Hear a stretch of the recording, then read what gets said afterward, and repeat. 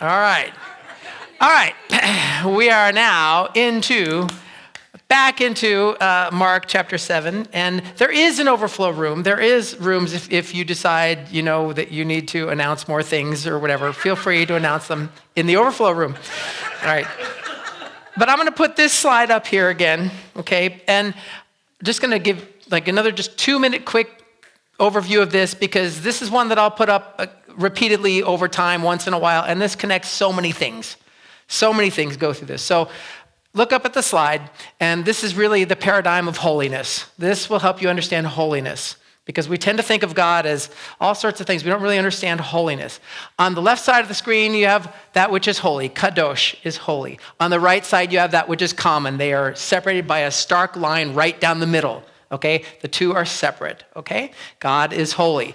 Everything else, everything in the world, people, objects, whatever it may be, altars, everything can be separated into common clean or common unclean. If you look down the blue lines there, common is the word whole, taher is clean, and tameh is unclean, okay? And so the battle line is drawn there, those dotted lines in between being clean and being unclean. Once someone is unclean, you can see that the red line tries to go across to the holiness side, but it can't.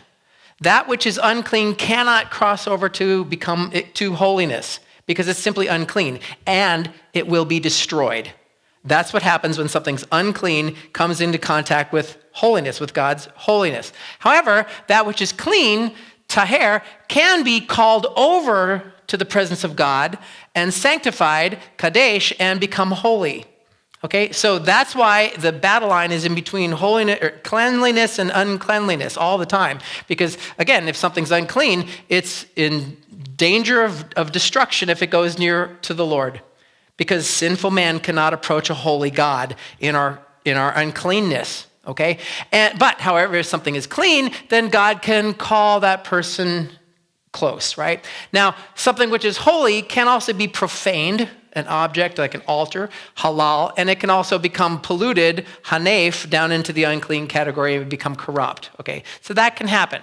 Now, last time when I explained this, I think I mentioned Raiders of the Lost Ark. I don't know how helpful that is, but really what you need to kind of grasp here is that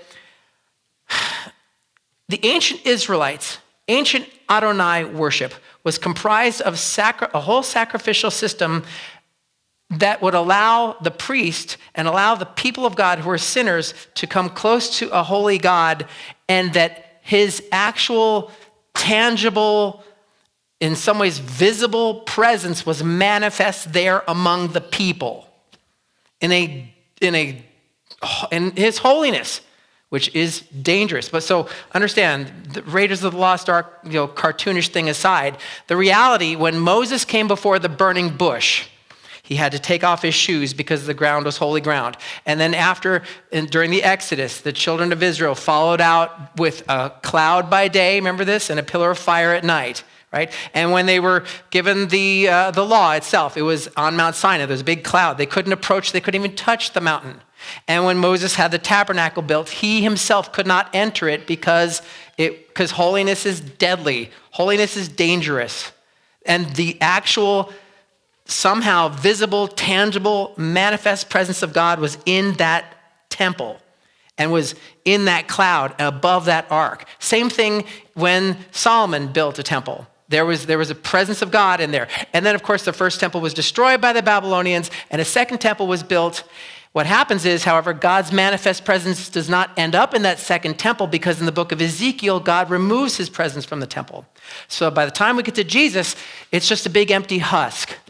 Big building. And you recall that maybe you are familiar when the second temple is built, the people who saw it and who were familiar with the first temple wept and they cried because it just wasn't the same. It wasn't the same without God's actual presence in that temple. And so we're not talking about the presence of God in Jesus, in the physical form of a human being, and we're not talking about the Holy Spirit in your heart. We're talking about some sort of expression of God like a burning bush, self-sustaining, unapproachable, and holy is holy is the best way to put it. So by the time the second temple is built, that presence of God is not in the temple anymore. It's not there. And what's in its place is rules and regulations. Rules and rules and rules and regs. Lots and lots and lots of them. That's why it's the traditions of men. That's why I talked about fence building last time. This idea that, okay, here are the rules, and in order to keep myself from breaking those rules, I'm going to build a fence around it, and that way I won't even think about breaking the rules. And now I need people to guard the fence to make sure that I don't, right? So now we have a whole bureaucracy to keep us from breaking the rules, right? That's what happens with the Pharisees. That's what happens with the temple system. Right? But the presence of God, the actual tangible, that what Moses saw with the burning bush and what the children of Israel saw on Mount Sinai and what Solomon understood when he built the temple and it was filled with this, they call it the Shekinah cloud of glory, that was not in the second temple. Okay? But that is the manifest presence of God that makes God unapproachable because of this holiness.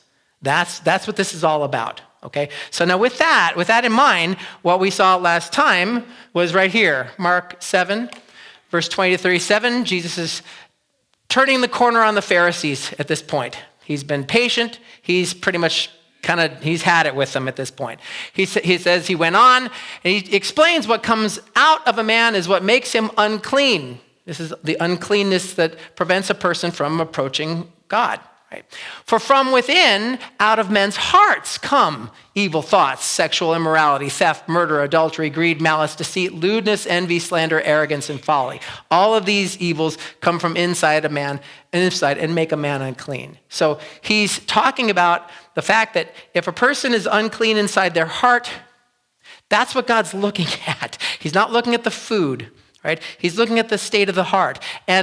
And here, this list has all these things, like, for example, sexual immorality. People often will say Jesus didn't condemn that. Well, there he is condemning it right there, just for what it's worth. But you never have a sense that, that Jesus really wants to take the time to go much further with the Pharisees in explaining this, because he's been around the block with them enough. He's been around with them several times, right? And really what's going on here is this idea that, look, you can't build a fence around your heart. That's really what he's kind of getting at. You can build fences and fences and fences to say, okay, we're not going to break this law. We're not going to break that law. We're going to make it impossible for people to break these laws because they're following all these rules and regulations. But you can't build a fence around your heart. Your heart actually needs to be transformed and changed. That's what needs to happen. And only God can do that. Okay, so that's where we left off last time. And as I said, he turned the corner on the Pharisees. And so now what he does in verse 24, it says Jesus left that place and went on to the vicinity of Tyre. That's up in modern day Lebanon. Okay, Tyre is a city that's still there very much today. It is one of the longest continually occupied cities in the history of the world. Okay, it's a UNESCO heritage site even now. You can go look up the city of Tyre. So he must have, I'm at this point thinking, because he's not dealing with the Pharisees, he's not as patient with the Pharisees as he used to be. Not that God isn't infinitely patient, but because he's done humoring and dialoguing with the Pharisees, he goes to Tyre. He's going someplace else. He's getting out of the region, going to visit some other people. And so it says he entered a house and didn't want anyone to know it yet. Didn't want anyone to know it yet. He could not keep his presence secret. Okay, why? Because word gets out and he's popular and they want to know where he's at. Verse 25, in fact, as soon as she heard about him, a woman whose little daughter was possessed by an evil spirit came and fell at his feet. All right, so think about all the times that Mark has brought up possession and demons. We've had a lot of this. We've had a lot of angel talk over Christmas and everything. So along comes this woman and she falls at his feet, right? She has a daughter who's possessed by an evil spirit, and we're told the woman was Greek, Hellenes. She's Greek, she's Hellenic, right? And she was born in Syrian Phoenicia. We often call her the Syrophoenician woman, okay? And she begged Jesus to drive the demon out of her daughter. Now, this is a really kind of a neat lady in a lot of ways. Think about who she is, okay? We don't get the sense that she's Jewish. She's in the area, right? She is a Greek speaker. The Greek culture was the most popular culture of the Mediterranean. That's Rome. All the Romans loved Greek culture. It was the architecture and the philosophy and the gymnasiums and everything that went along with it. So she's Greek, but she's born in Syrian Phoenicia, which means she's Phoenician, but she lives in this seacoast, and she's in and around where Tyre is. And the Phoenicians were the people who were, they were really the boat people. They would take the culture from place to place to place. So chances are she wound up, who knows, she came there on a boat at one point. She may have been all the way around the Mediterranean. Right? The Phoenicians were the ones who brought goods and services all throughout the sea, all around the area. So she's an interesting lady, different background, right? And so she has this child, this girl who is possessed, and she comes and she begs him. So maybe she sought him out and found him, right? And in verse 27, he tells her, get this, first let the children eat all they want. He told her, for it's not right to take the children's bread and toss it to their dogs. Nice, right? To their dogs. Her response, yes, Lord, but even the dogs under the table eat the children's crumbs.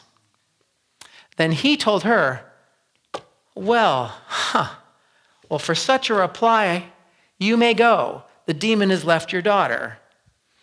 And she went home and found her child lying on the bed, and the demon was gone. Okay? So that's what happens. All right, so a little bit of unpacking on this one, first off. This woman would not have been part of the covenant people. Everything I just described in that paradigm of holiness, she was not part of the covenant that held that whole temple tabernacle system together. Okay? She was outside the covenant people. So you have a real stark line drawn between the children and dogs. Right? And of course, it would have been proverbial, the idea of interrupting the meal to give food to the dogs. I mean, obviously, that's just something that you wouldn't do. If you're feeding your children, that's what he says to her, okay? However, understand this, we don't have any indication at all that Jesus ever turned down any opportunity to cast out demons, ever. So when he says to her, first let the children eat all they want, for it's not right to take the children's bread and toss it to the dogs, he's not saying no, okay? He's not saying no, but he's in more dialogue with her than he is the Pharisees at this point, right? Also, understand that he would have known, and there is, as we know in hindsight, there's a new covenant on the horizon which is going to open up everything for everyone, including Hellenistic women who are from Syrian Phoenicia. So salvation history is a long, long story. It unfolds over thousands of years, and he knows that things are going to change and everything like this. And she clearly understands here that they're not actually talking about dogs, doesn't she? She's smart enough to know. She doesn't. In other words, she doesn't. If this is insulting, or if somebody would have taken it that way, she doesn't take it that way. She doesn't take it that way at all. In fact, what happens is her response gives her the opportunity to show all of us a really good attitude in some ways. Because it's not a matter of just saying, yes, I want to be insulted. It's a matter of saying, you know what? I'll take whatever crumbs I can get from God's table. That's what she's really, modeling for us. Yeah, God's table scraps. If God's got, I'll take it. Yeah, any little crumb I can take from God's table. That's it.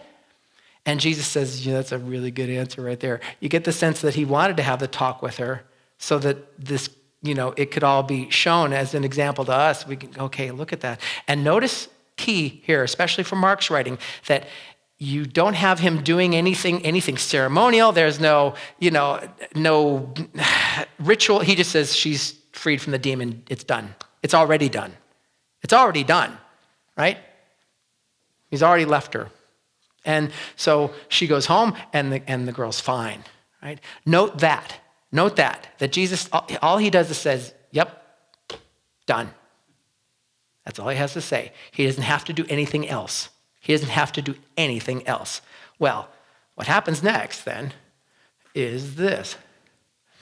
Then Jesus left the vicinity of Tyre, verse 31, and went through Sidon. down to the Sea of Galilee, into the region of the Decapolis. You'll remember the Decapolis because this is where the man with the legion of demons who was possessed, he was sent out to be an evangelist after he was delivered from that. And we're told in verse 32, there were some people some people brought to him a man who was deaf and could hardly talk. Okay?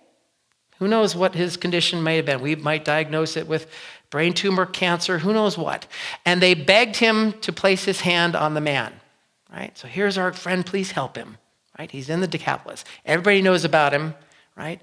And after they took him aside, away from the crowd, Jesus put his fingers into the man's ears. Okay? Use your imagination.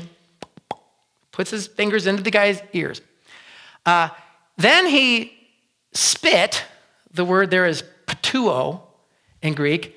Right. My wife pointed out it's an onomatopoeia, right? Which is another Greek word I'm not going to unpack, but it sounds like what it is. Patuo, patui. He spit and touched the man's tongue.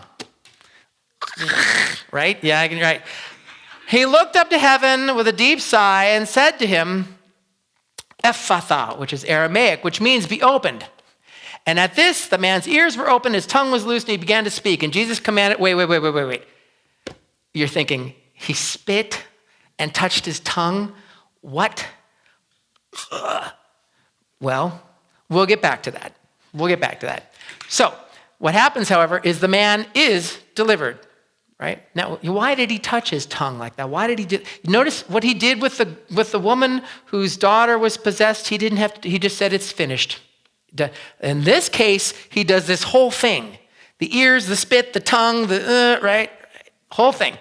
At any rate, the man's ears were opened, his tongue was loosened, and he began to speak plainly. Imagine the guy going, whoa, no, I can hear you. I really can hear you. I can hear everything. I can hear my voice. And just how excited he would be, right? And they're all excited. And so Jesus commands them not to don't tell anybody about this. But we're told in verse 36, however, the more he told people, the more he did so, the more they kept talking about it anyway.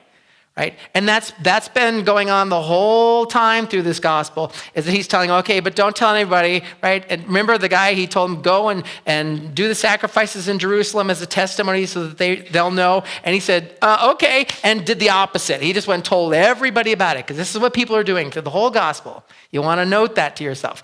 And we're told in verse 37, people were just blown away. People were overwhelmed with amazement. He's done everything well. He does everything right. Everything's wonderful, everything. And they said, he even makes the deaf hear and the mute speak.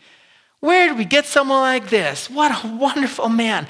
Thank you. I mean, can you imagine who would want to come up and say, thank you. I couldn't thank you enough for this kind of a gift, what you just did for my friend. And he's talking again, right? Wonderful. So that's this story. All right, so we'll move on then. Now we're in Mark chapter 8. During those days, another large crowd gathered. And at this point, it's probably safe to assume that it's Jews and Gentiles, because we've got the Syrophoenician woman. He went up to Tyre. People are now coming from the region. It's now becoming much bigger than just the locals, right? So, large crowd. And since they had nothing to eat, which we've done this before, you'll remember back in chapter 6, they didn't have anything to eat. Jesus called his disciples to him. Disciples, mathetes, again, you can hear the word mathematics, meaning they're supposed to be learning on the job. This is some on-the-job training for them. And he said to them, I have compassion for these people. They've already been with me 3 days and have nothing to eat. And if I send them home hungry, they'll collapse on the way, because some of them have come a long distance. See, so some people are coming from who knows where, right?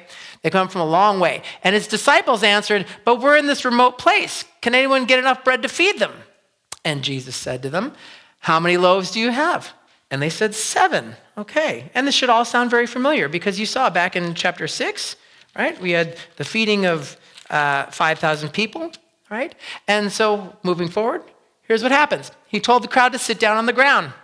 He did this before. When he had taken the 7 loaves and given thanks, Euchariste sauce, that's the word. Euchariste, we get the word Eucharist. We're going to be doing this just very much today, giving thanks, the Eucharist. When he had given thanks, he broke them And he gave them to his disciples to set before the people, and they did so. They had a few small fish as well, and he gave thanks for them also and told the disciples to distribute them. So again, it's that same miracle where he breaks bread and keeps breaking it, and there's more bread and more, and then there's plenty of bread, and there's fish, and he disperses it, and he just keeps dispersing it, and it's fish that was created just out of the hands of God, amazingly not under the curse of the fall. Incredible. So he just feeds everybody like this the way he's able to do. And we're told in verse 8, the people ate and were satisfied. And afterward, the disciples picked up 7 baskets full of broken pieces that were left over. About 4,000 men were present, which means double that for the women, add another couple thousand for the kids. It may be as much as 10,000 people. We're talking a large crowd, right? And having sent them away, he got into the boat with his disciples and went to the region of Dalmanutha, which is going to be near Migdal. So what he's doing is he's going to the east side to the west side, to the east side to the west side. Now he's back over to the west side, okay, of the river. And then he runs into who again?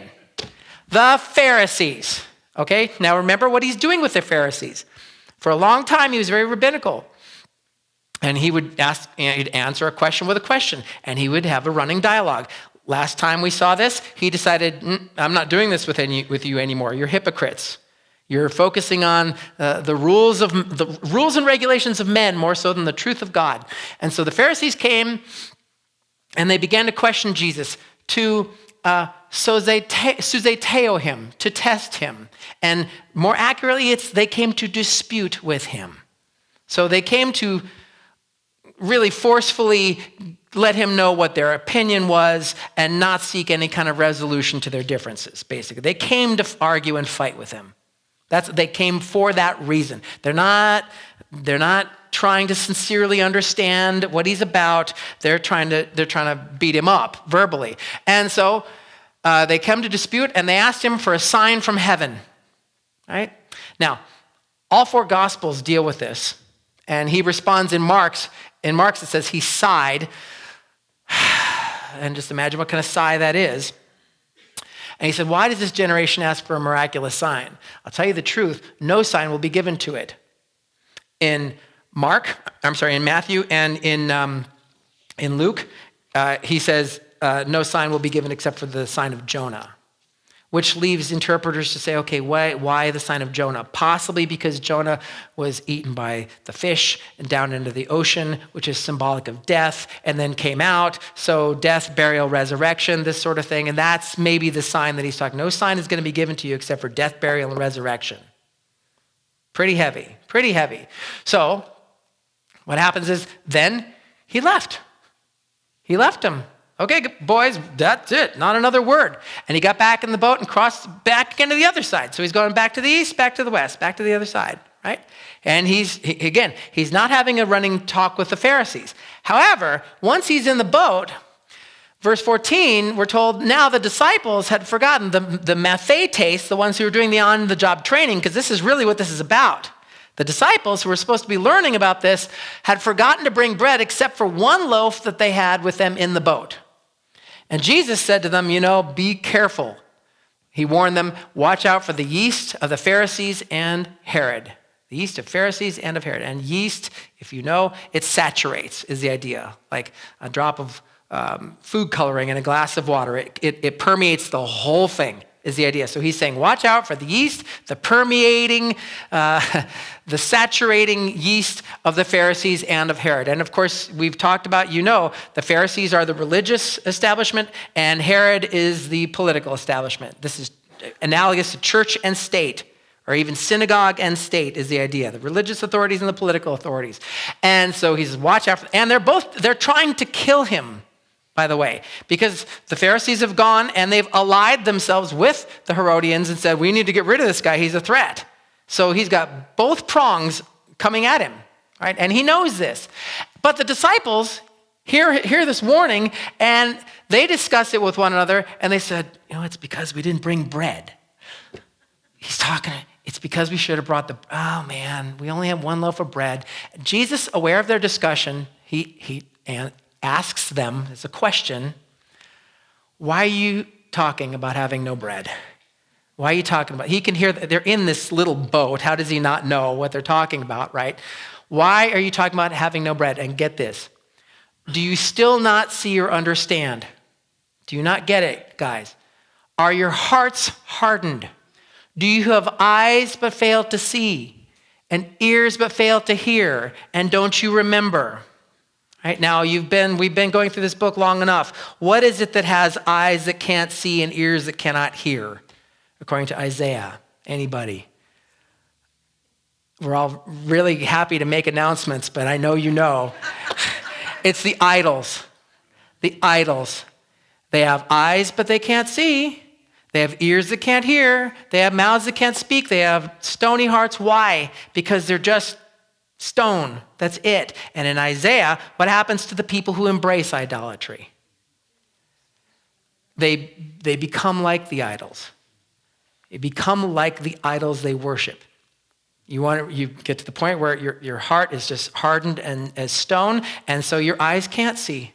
And he's asking them, guys, are your hearts hardened? Is that what's going on?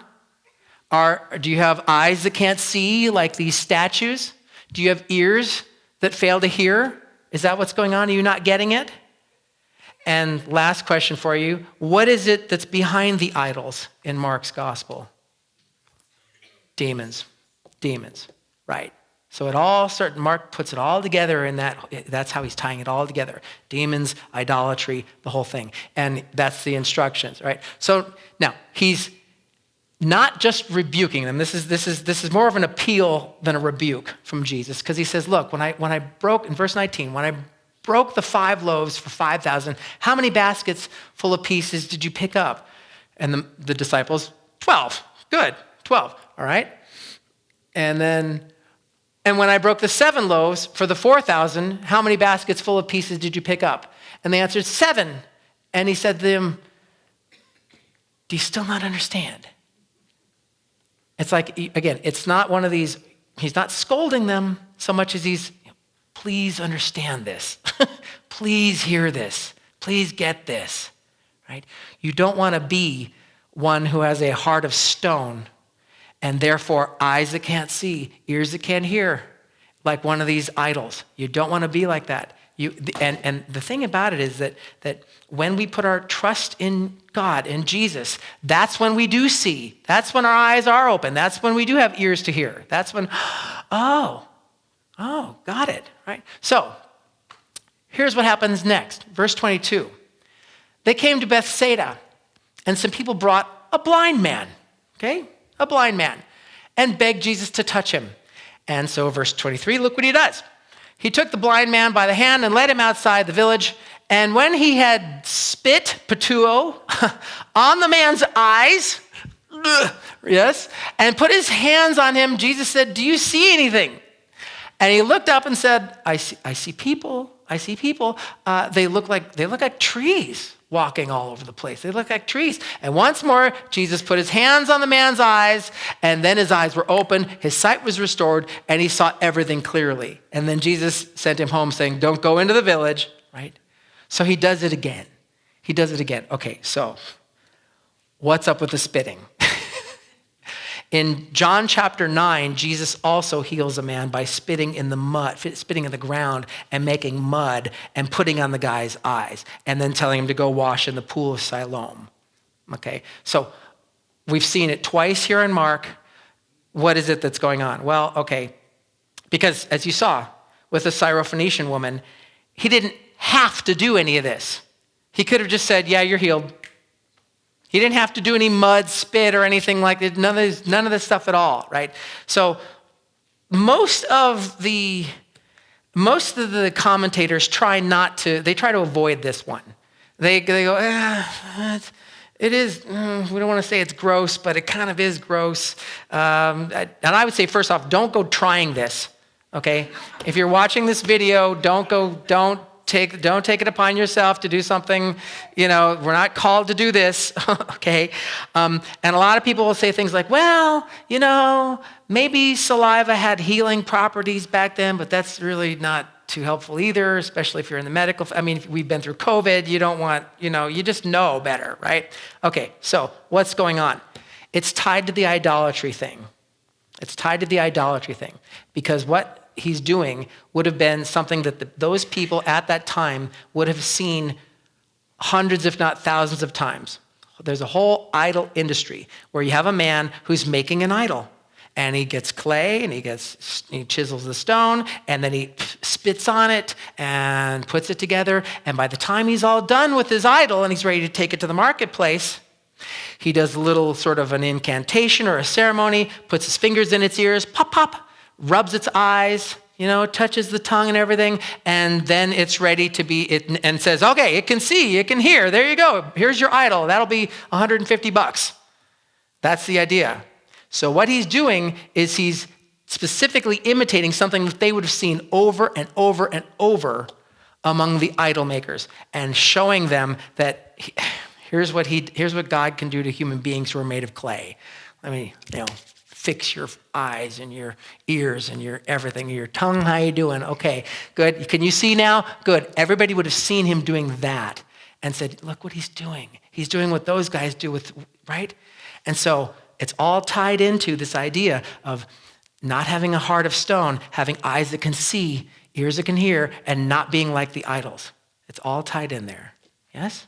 All right, I hope I explained that well. The key is this, that we come to life when God transforms our hearts. It starts on the inside. We can't build fences, as I said, to keep our hearts from sinning. God has to change our hearts and turn our hearts towards him because seeing apparently isn't enough. Seeing isn't the same as believing. When we believe and we trust in him, then we can see. Then we can hear. Then our hearts aren't made of stone anymore. Yes? Amen. All right, and with that, I want to invite you, God invites you to come and eat from his table here today.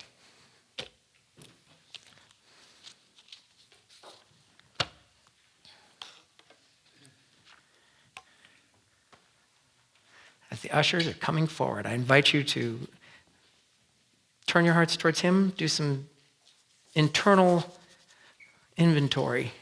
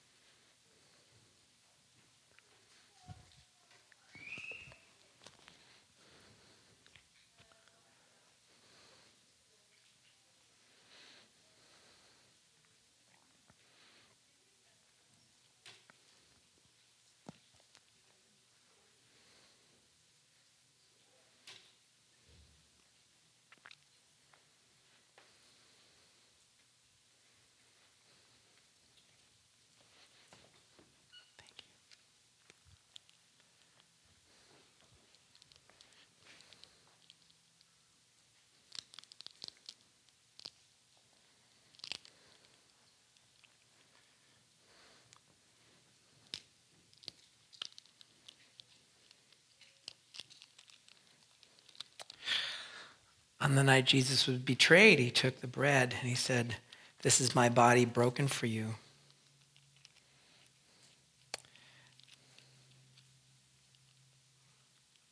And this cup is the new covenant in my blood." Heavenly Father, thank you. Thank you for calling us into your presence.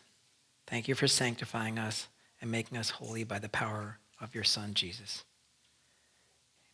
You can take and eat.